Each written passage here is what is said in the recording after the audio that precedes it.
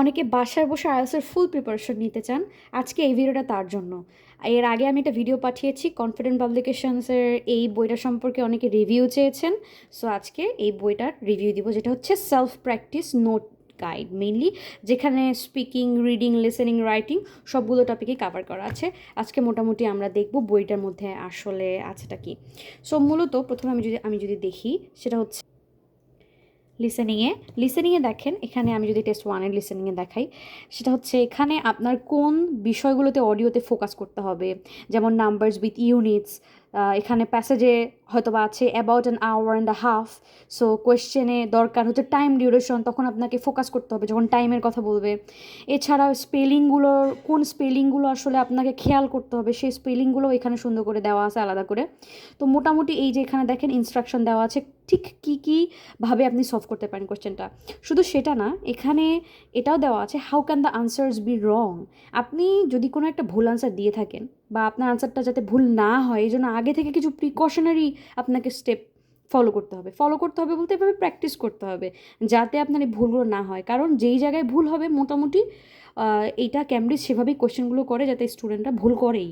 So এই ভুলগুলো যাতে না হয় এই জন্য কী করতে হবে, এটা হচ্ছে গেল লিসেনিংয়ের পার্ট।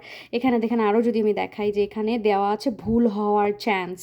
সো সিনোনিমগুলো কীরকম হতে পারে, কোন জিনিসগুলোকে আপনি বেশি ফোকাস করবেন, মোটামুটি এটা হচ্ছে লিসেনিংয়ের পার্ট গেল। এখন আমি যদি আপনাদেরকে রিডিংয়ের ক্ষেত্রে দেখাই, এটা হচ্ছে রিডিংয়ের আনসারের ক্ষেত্রে আপনারা দেখেন এখানে দেয়া যে এক্সপ্লেনেশন দেওয়া, যেটা সবচেয়ে ইম্পর্ট্যান্ট। সো এখানে যে আনসারটা হয়েছে সেটা কেন হলো সেটার এক্সপ্লেনেশনটা দেয়া আছে। এটাতে কি হবে, আপনি ভালো মতো এটাকে কানেক্ট করতে পারবেন যে আমার ঠিক কী কারণে ভুল হলো, বা আমার ঠিক কী কারণে আমি ধরতে পারলাম না আনসারটা। এখানে একদম বাংলাতে সুন্দর করে এক্সপ্লেন করা আছে। শুধু তাই নয়, আপনি এটাকে এই ধরনের কোশ্চেন যদি আরও আসে তাহলে কী কী জিনিস আপনাকে খেয়াল করতে হবে। যেমন এখানে দেখেন নোটের মধ্যে দেওয়া অ্যাফেক্ট প্লাস নাউন স্ট্রাকচার খেয়াল করতে হবে। প্যাসেজের এক্স্যাক্ট শব্দ টেস্ট ব্যবহার করা হয়েছে, সো টেস্ট যে ব্যবহার করা হয়েছে এটার সিনোনিম থাকতে পারে, এটা খেয়াল করতে হবে। সো ইনস্ট্রাকশনের মধ্যে ওয়ান ওয়ার্ড আছে নাকি টু ওয়ার্ড আছে, এটা আপনাকে খেয়াল করতে হবে। সো এটা হচ্ছে রিডিংয়ের পার্ট। রিডিংয়ে মোটামুটি এভাবে দাও। আর আমি মনে করি এক্সপ্লেনেশন ছাড়া আসলে খুবই টাফ রিডিং সলভ করা। ইমপ্রুভ কখনোই হওয়া পসিবল না এক্সপ্লেনেশন যদি আপনি ভালো করে না পড়েন।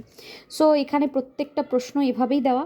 এবার যদি আমি রাইটিংয়ের পার্টটা দেখাই, রাইটিংয়ে দেখেন এখানে রাইটিং টাস্ক 2 যেটা, সেখানে পুরা স্ট্রাকচারটা দেওয়া, ইন্ট্রোডাকশন, বডি প্যারাগ্রাফ 1-এ কী ধরনের ইনফরমেশন আপনি লিখবেন, বডি 2-তে কী ধরনের ইনফরমেশন লিখবেন, পুরোপুরি কিন্তু একটা রাফ করা, দেখতে পাচ্ছেন কি না ভালো মতো জানি না।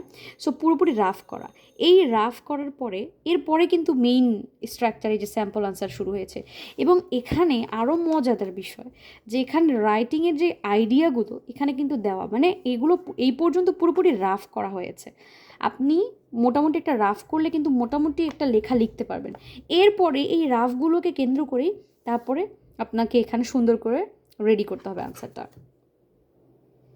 আবার যদি আমি এখানে রাইটিং টাস্ক 1 নিই, রাইটিং টাস্ক 1-এর মধ্যে দেখতে পাচ্ছেন যে এখানেও সেমভাবে রাফ করা, যে আপনি যাতে মোটামুটি প্যাসেজটা ভালো মতো বুঝতে পারেন, আপনি যাতে মোটামুটি এখান থেকে ইনফরমেশনগুলো কী কী ঠিক ইনফরমেশন নিয়ে এখানে রাফ করবেন, কোন কোন ইনফরমেশনগুলোকে মেইন ফোকাস দিবেন, সেগুলো সব আগে রাফ করে নেওয়া।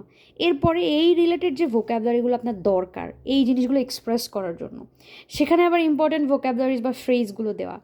এরপরে গিয়ে আপনার মেইন আনসার লিখতে হবে। এই যে এখানে এরপরে সাজিয়ে কিভাবে এই সেম জিনিসটাই মেইন আনসারে লিখবেন বা কীভাবে প্র্যাকটিস করবেন সেটা দেওয়া। আমার কাছে মনে হয় যে কেউ যদি একদম অ্যাকাস্টম থাকে, নিজের প্রতি নিজেই প্রমিস রাখতে পারেন, তাহলে আমার মনে হয় আপনার কোথাও যাওয়া দরকার নেই, কোনো কিচ্ছু ফলো করার দরকার নেই। শুধু এই সেলফ প্র্যাকটিস নোট গাইডটাই আপনার জন্য যথেষ্ট। Thank you so much.